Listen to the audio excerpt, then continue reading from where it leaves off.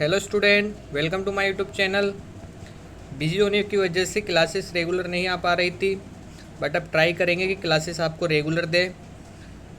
हमने राजस्थान का भौतिक प्रदेश में जो थार का मरुस्थल था वो कंप्लीट कर लिया था, और आज हम स्टार्ट करने वाले हैं अरावली पर्वतीय प्रदेश या मध्य अरावली।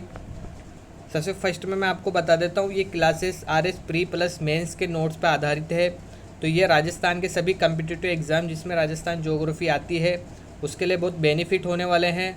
तो सबसे फर्स्ट में आप इस सेक्शन को शेयर कर दीजिए, चैनल को सब्सक्राइब कर लीजिए अगर किया नहीं है तो, और लाइक कर दीजिए। इसमें आज हम देखने वाले हैं अरावली पर्वतीय प्रदेश। इसमें सबसे फर्स्ट में हम इसका बेसिक स्टार्ट करेंगे, उसके बाद हम इसको डीपली में पढ़ने वाले हैं और इससे रिलेटेड क्वेश्चन देखने वाले हैं। तो इसमें सबसे फर्स्ट में मैं आपको बता देता हूँ, जो अरावली है उसका जो मूल विस्तार है वो लक्षद्वीप है।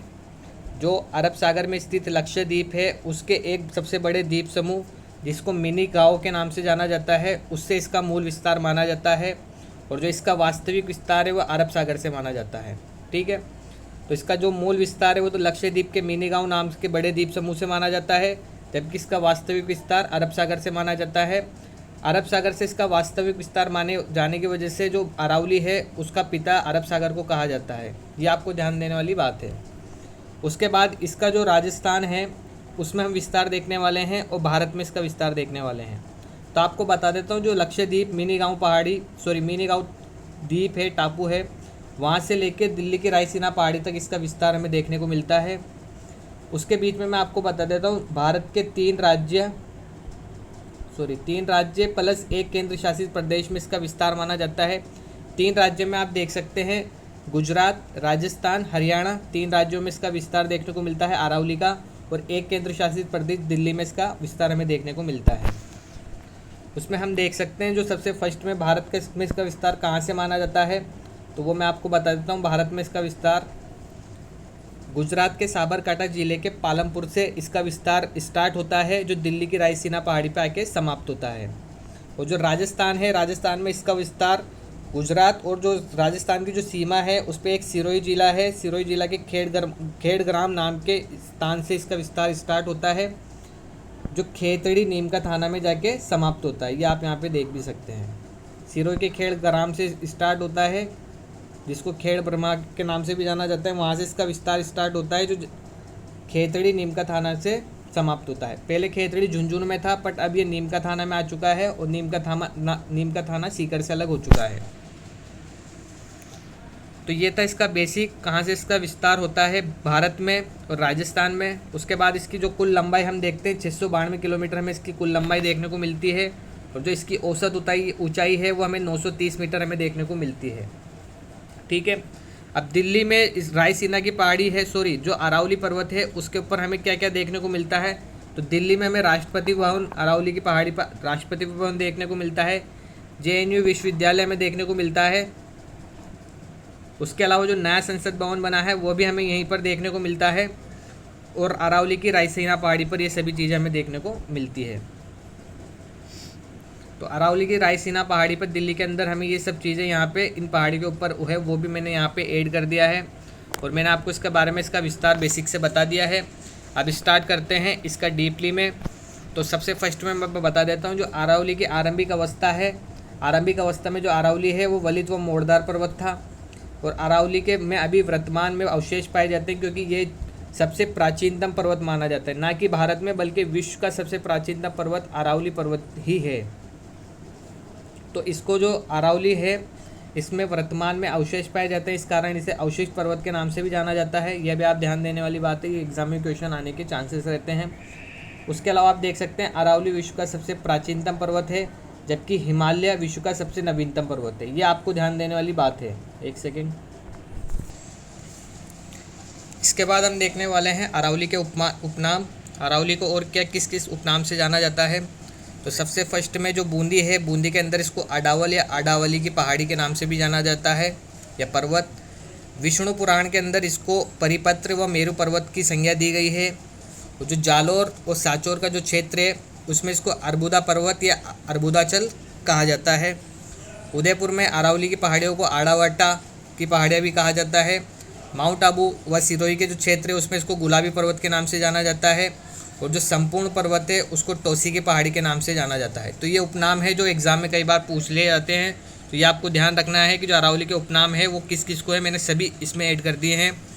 उसके बाद आप देख सकते हैं डिटेल में भारत में इसकी अरावली, भारत के अंदर अरावली हम डिटेल में देखेंगे, फिर राजस्थान के अंदर फिर इसको और डिटेल में जाएंगे। तो जो भारत में अरावली है वो मैंने अभी आपको बता दिया। अरावली का भारत में विस्तार गुजरात के साबरकांठा जिले के पालमपुर से लेकर दिल्ली की रायसीना पहाड़ी तक स्थित है। उसके बाद मैंने यहाँ नोट में दिख रखा है, दिल्ली में राष्ट्रपति भवन, JNU विश्वविद्यालय तथा वर्तमान नया संसद भवन अरावली की रायसीना पहाड़ी पर स्थित है। अरावली का वास्तविक विस्तार अरब सागर से है, इस कारण अरब सागर को अरावली का पिता भी कहा जाता है, मैंने आपको स्टार्टिंग में बताया था। और अरावली का जो मूल विस्तार है वो लक्षद्वीप के सबसे बड़े द्वीप समूह मिनी गांव से माना जाता है। मूल विस्तार पूछे तो लक्षद्वीप के मिनी गांव, और वास्तविक विस्तार पूछे तो अरब सागर से, और पिता अरब सागर। और अरावली की कुल लंबाई 692 किलोमीटर में देखने को मिलती है, और समुद्र तल से इसकी औसत ऊंचाई 930 मीटर में देखने को मिलती है। और अरावली में भारत में जो विस्तार है वो मैंने आपको बताया, एक तो दिल्ली केंद्र शासित प्रदेश आता है और 3 राज्य आते हैं, गुजरात, राजस्थान व हरियाणा। ये इसमें हमें अरावली का विस्तार भारत के अंदर देखने को मिलता है। उसके बाद हम राजस्थान में अरावली का परिप्रेक्ष्य देखते हैं। तो राजस्थान के परिप्रेक्ष्य में हम देखते हैं कि जो राजस्थान में जो इसका विस्तार है वह हमें देखने को मिलता है। राजस्थान और गुजरात की जो सीमा है वहाँ पर सिरोही में एक गाँव है खेड़ा ग्राम, उस गांव से लेकर खेतड़ी नीम का थाना तक इसका विस्तार हमें देखने को मिलता है। खेतड़ी पहले झुंझुनू आता है, मैंने आपको बता ही दिया है। अरावली की राजस्थान में कुल लंबाई हमें देखने को मिलती है 550 किलोमीटर, ये आपको ध्यान रखने वाली बात है। और जो राजस्थान में अरावली का कुल विस्तार देखने को मिलता है वो 80% या 79.48% देखने को मिलता है। अगर एग्ज़ाम में दोनों ऑप्शन आए तो आपको 79.48% की तरफ जाना है, क्योंकि ये ऑथेंटिक है और ये लगभग है, ये हमें ध्यान देना है। अरावली का सबसे अधिक विस्तार राजस्थान के किस जिले में है, अगर ये क्वेश्चन आता है तो सर्वाधिक विस्तार तो हमें देखने को मिलता है उदयपुर के अंदर, और जो न्यूनतम विस्तार है, सबसे कम विस्तार वो देखने को मिलता है हमें अजमेर के अंदर। क्योंकि आप देखते हैं जो अरावली है वो इस प्रकार से है, ये आगे से सकरी और बीच में से सकरी और उत्तर और दक्षिण में ये थोड़ी चौड़ी हो जाती है। उसके बाद आप देख सकते हैं इसमें कुछ फैक्ट, जो अरावली की सर्वाधिक ऊंचाई हमें कहाँ पे देखने को मिलती है, तो माउंट आबू में गुरु शिखर पहाड़ी पर हमें चोटी के सर्वाधिक ऊंचाई देखने को मिलती है, पहाड़ी नहीं सॉरी चोटी। उसके बाद अरावली की न्यूनतम ऊंचाई हमें पुष्कर घाटी अजमेर में ही देखने को मिलती है। अरावली का सर्वाधिक ऊंचा शहर माउंट आबू को सिरोही को ही माना जाता है, और अरावली का सबसे न्यूनतम ऊंचा शहर भी अजमेर को माना जाता है। अरावली का दक्षिण पश्चिमी भाग चौड़ा व उत्तर पूर्वी भाग सकड़ा तथा मध्य भाग न्यूनतम है, जो मैंने अभी आपको बताया था। जो अरावली है वो राजस्थान में इस प्रकार से है, ये आप देख सकते हैं, एक सेकेंड। तो जो इसका दक्षिण पश्चिम ये वाला भाग है ये तो हमें देखने को मिलता है चौड़ा, और जो इसका ये वाला भाग है ये हमें देखने को मिलता है सकड़ा, और जो मध्य का भाग है जहाँ पे हमें अजमेर जो जिला है वो देखने को मिलता है, उसका जो भाग है वो न्यूनतम देखने को मिलता है। जहाँ पर जो अजमेर है उसके अंदर सबसे न्यूनतम ऊंचा शहर भी अजमेर है, और सबसे कम विस्तार भी अजमेर के अंदर ही है। उसके बाद हम इसको देख लेते हैं विस्तार इसका। तो जो अरावली का विस्तार है दक्षिण पश्चिम से उत्तर पूर्व की ओर है, जबकि थार के मरुस्थल का विस्तार उत्तर पूर्व से दक्षिण पश्चिम की ओर है। यह आपको ध्यान देने वाली बात है। जो इसका विस्तार है, एक सेकंड में यहाँ पे आपको बता देता हूँ। इस तरीके से आप देखते हैं कि जो राजस्थान का मैप है, यह हमें राजस्थान का मैप देखने को मिलता है। इसके अंदर हमें यहाँ थार का मरुस्थल और यहाँ अरावली देखने को मिलती है। जो अरावली का विस्तार हमें जो थार का मरुस्थल है उसका विस्तार हमें जो देखने को मिलता है वो उत्तर पूर्व से दक्षिण पश्चिम की ओर मिलता है, मतलब यहाँ से लेके इधर की तरफ देखने को मिलता है।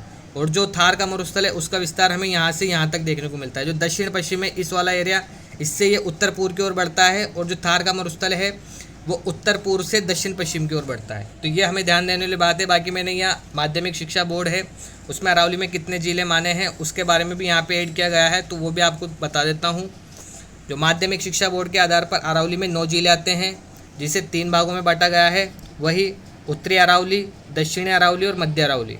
जो दक्षिण अरावली है उसमें 3 जिले आते हैं, सिरोही, उदयपुर, राजसमंद। इधर के बेल्ट के जो दक्षिणी क्षेत्र के जो जिले आते हैं वो 3 अरावली के अंदर आते हैं।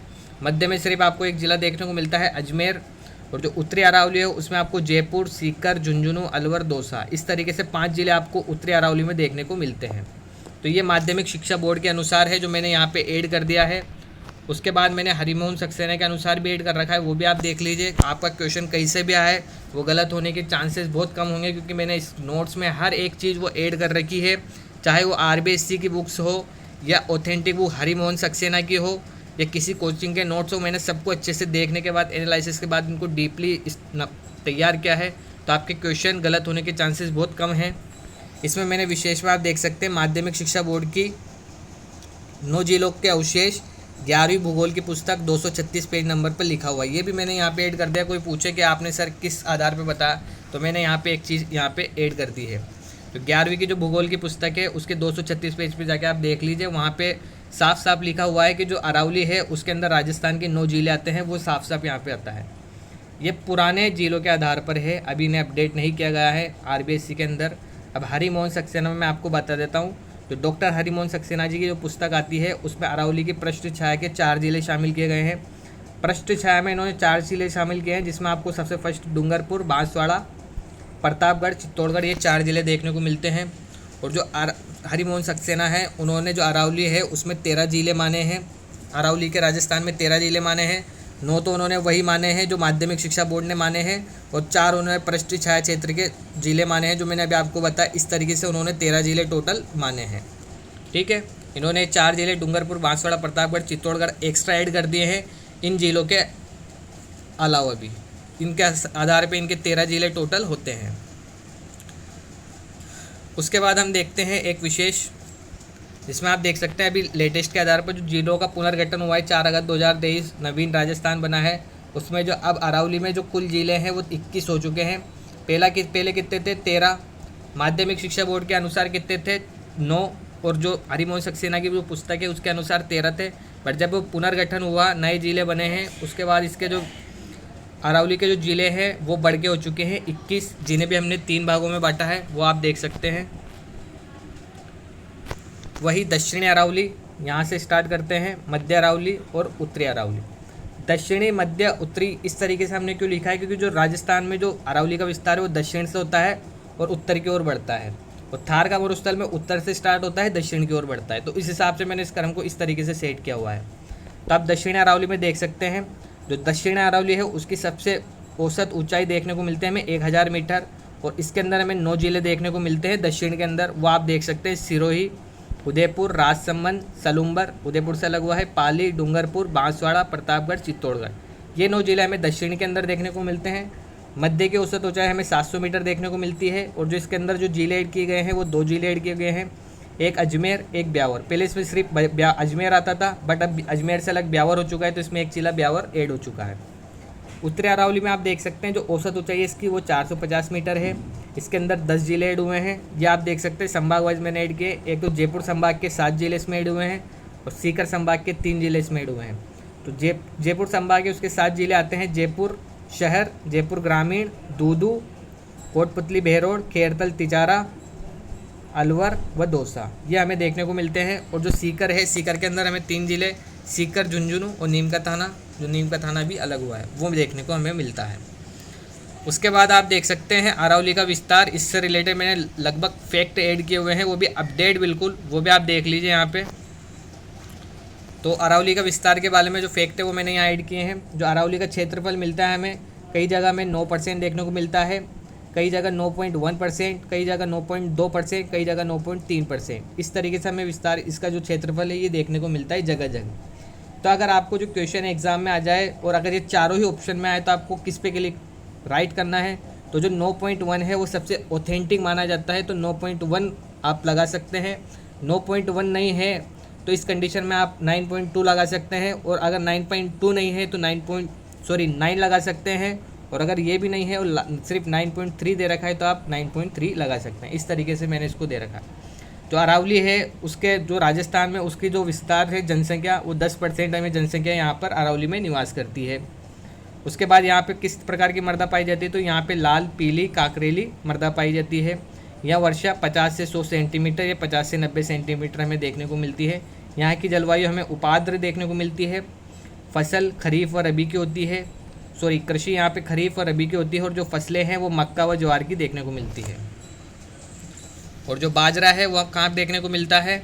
वो हमें देखने को मिलता है थार के मरुस्थल में। उसके बाद आप देख सकते हैं वृक्ष यहाँ पर पाया जाता है धोकड़ा वृक्ष की यहाँ प्रधानता पाई जाती है। अरावली है वहाँ पे बनास व लूणी नदी समानांतर हमें देखने को मिलती है। उसके अलावा जो यहाँ पे बांध हमें देखने को मिलते हैं अरावली के जो क्षेत्र में, वो देखने को मिलता है भगेरा नाका बांध व नदसम्मद बांध, ये 2 बांध हमें देखने को मिलते हैं। और जो अरावली पर्वत श्रेणी है इसमें हमको एक अभ्यारण्य भी देखने को मिलता है, कुंभलगढ़ अभ्यारण्य, जो राजसमंद में है। और जो इसकी आकृति है वह तानपुरे जैसी है अरावली के, आप देख सकते हैं जो इसकी आकृति रहती है वो इस प्रकार से देखने को मिलती है हमें, देखते हैं पर राजस्थान के अंदर। तो उसके बाद इसके अंदर राष्ट्रीय राजमार्ग यहाँ से जो गुजरते हैं वो NH8 गुजरता था, बट इसका नया नाम NH48 हो चुका है, वो मैंने यहाँ पे ऐड कर दिया है। इस तरीके से आप देख सकते हैं नोट किस तरीके का कंटेंट मैंने आपको प्रोवाइड करा रहा हूँ, आप नोट देख के पता कर सकते हैं। उसके बाद विशेषताएं, इसमें मैंने कुछ और चीज़ें फैक्ट ऐड कर रखे हैं। जो अरावली है ये आग्नेय नामक चट्टानें पाई जाती है, जिस वजह से इसको धात्विक खनिज पाया जाता है। जो अरावली है उसके अंदर आग्नेय चट्टानों की प्रधानता पाई जाती है, जिस कारण जो आग्नेय चट्टानें होती है उस वजह से यहाँ पे धात्विक खनिज अधिक पाया जाता है। और अरावली में सर्वाधिक खनिज पाए जाते हैं, इस कारण अरावली को खनिजों का अजायब घर भी कहते हैं, ये आपको ध्यान देने वाली बात है। अरावली में सर्वाधिक विस्तार नदियों का उद्गम होता है, इस कारण अरावली को राजस्थान का जल विभाजक रेखा भी कहा जाता है। क्योंकि जो अरावली है उसमें आप देखते हैं तो आपके जो उत्तर पश्चिम का जो क्षेत्र है वो सूखा है, और जो इधर दक्षिण पूर्व का क्षेत्र है ये लगभग यहाँ पे जितनी भी अरावली से नदियाँ निकलती है वो सारी इधर रह जाती है। तो आप देखते हैं जो दोनों के अंदर है तो ये एक तरीके से राजस्थान में जल विभाजक रेखा का काम भी करता है। अरावली सर्वाधिक वनों वाला भौगोलिक प्रदेश है, ये सब आपको बेसिक बातें जो ध्यान भी होगी। उसके अलावा जो अरावली सर्वाधिक वन्य जीव वाला भौगोलिक प्रदेश है, वन्य जीव अभ्यारण्य वाला भौगोलिक प्रदेश है, ये भी आपको देखना है क्योंकि यहाँ पे सर्वाधिक वन्य जीव पाए जाते हैं और सर्वाधिक वनों वाला भौगोलिक प्रदेश भी इसे ही कहा जाता है। उसके बाद आप देख सकते हैं अरावली सर्वाधिक जनजाति वाला भौतिक प्रदेश में माना जाता है। यहाँ सांसी व कतोड़ी को छोड़कर सभी प्रकार की जनजातियाँ अरावली के अंदर निवास करती है। अरावली जनसंख्या की दृष्टि से राजस्थान का सबसे छोटा भौगोलिक प्रदेश है। अरावली के पूर्व में बंगाल की खाड़ी के मानसून से वर्षा होती है, जबकि अरावली के पश्चिम में अरब सागर के मानसून से वर्षा होती है। ठीक है, ये आपको बिल्कुल बीच में है, तो इधर की साइड तो होगी वो अरब सागर से होगी, इधर की साइड बंगाल की खाड़ी से होगी, दोनों तरफ से। और एक सबसे छोटा भौगोलिक प्रदेश है जहाँ पे जनसंख्या निवास करती है। जनसंख्या के आधार पर सबसे छोटा भौगोलिक प्रदेश, ये ध्यान देना है। उसके बाद कुछ और मैंने इसमें देख रखा फैक्ट ऐड कर दिए हैं, वो आप देख सकते हैं। अबुल फजल ने अरावली की पहाड़ियों को ऊँट की गर्दन कहा है, ये आप देख सकते हैं। कर्नल जेम्स टोड ने अरावली को राजपूतों की सुरक्षा दीवार बताया है। कर्नल जेम्स टोड ने अरावली के गुरु शिखर को संतों का शिखर कहा है। ये 3 फैक्ट मैंने यहाँ पे ऐड कर दिए हैं। ऊँट की गर्दन किसने कहा है? अबुल फजल ने। राजपूतों की सुरक्षा दीवार कर्नल जेम्स टोड, और संतों का शिखर भी कर्नल जेम्स टोड ने बोला है, तो ये ध्यान है। उसके बाद आप देख सकते हैं अरावली की महत्वपूर्ण पहाड़ियाँ। हम एक एक पहाड़ियाँ, पठार, चोटियाँ, हर एक चीज़ को बहुत डिटेल में पढ़ने वाले हैं। तो सबसे फर्स्ट में आप देख सकते हैं अरावली की महत्वपूर्ण पहाड़ियाँ। महत्वपूर्ण पहाड़ी में आप सबसे फर्स्ट में देख सकते हैं उदयपुर की पहाड़ियाँ हम देखते हैं। हम दक्षिण से स्टार्ट हो रहे हैं, उत्तर की तरफ बढ़ रहे हैं। उदयपुर के अंदर हमें देखने को मिलती है 5 पहाड़ियाँ देखने को मिलती है, जरगा, रागा, गिरवा, गोगुंदा, बीछा मेड़ा। ये 4 पहाड़ियाँ हमें देखने को मिलती है। एक ट्रिक भी मैंने ऐड कर दी है, जरा, गिर, गोद से बीछा। जरगा और रागा देशहरों की पहाड़ी पठार पर स्थित है, और जो गोगुंदा है उस पर बेड़ा नदी निकलती है, और जो बीछा मेड़े की पहाड़ी है, बीछा मेड़ा की पहाड़ी, उससे सोम नदी का उद्गम होता है। उसके बारे में यही ऐड कर रखा है। जो जरगा और रागा के बीच के पठार को देशहरों का पठार कहते हैं, ये हम आगे भी पढ़ने वाले हैं। उदयपुर शहर अरावली के जिस तश्तिर में पहाड़ी से गिरा हुआ है उसे गिरवा की पहाड़ी कहते हैं। आप देख सकते हैं गिरवा है, इस पे ही उदयपुर शहर बसा हुआ है, ना कि ग्रामीण शहर की बात हो रही है यहाँ पर, और ये तश्तरी नुमा देखने को मिलता है। तो इस तरीके से आप इसमें देख सकते हैं। और इस प्रकार से जो अरावली की महत्वपूर्ण पहाड़ियाँ है उसको हम यहाँ से वापस डिटेल में नेक्स्ट क्लास में पढ़ने वाले हैं। अगर वीडियो अच्छी लगी तो प्लीज़ सब जगह शेयर कीजिए, चैनल को सब्सक्राइब कीजिए और हमें सपोर्ट कीजिए कि हम इस तरीके के कंटेंट आपको प्रोवाइड कराते जाए, बल्कि इससे भी बेटर कंटेंट आपको फ्यूचर में आपको प्रोवाइड कराते जाए। तो मिलते हैं नेक्स्ट वीडियो में।